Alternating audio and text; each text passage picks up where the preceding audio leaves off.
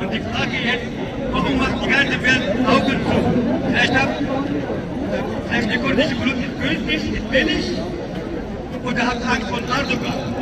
Von den Terroristen Erdogan. Terrorist! Terrorist! Kindermörder! Kindermörder! Terrorist! Kindermörder!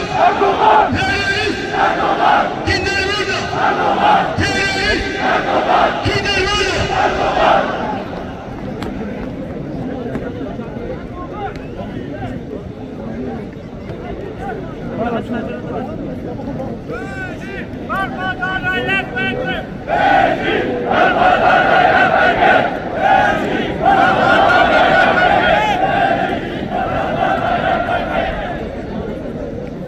ولدنا وحضرنا وقراتنا اسمع سي هاتني وعقيا ذكم تريد بر شاير ببي كان بليف بليوان لهما صانبا كردا أدبيات بدنياي بلافري يعني في الدين هاتي كرنتيزا حركة تشمله ساكيبا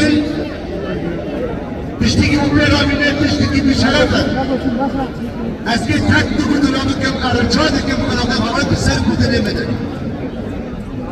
ام كيشت كردن ام كيشت تشاينا ام كيشت جاخ كي فايده من البدن جاي وكيكي حقوله بين البوتي ان خزن دنجما هذا منظمه حقوق الدول العالمي بلا ظالمين ام شكرني بابو قرادا بندستن نيار جمع ناقرن يعني اگه ظالم موجیچه ندرسن بش مرا آواد موجیچه ندرسن که نمیسه بر عثمان داره بربار نمیسه که آخر هیرو کردی به دست دشمنا که ولا تنجه محروم بینه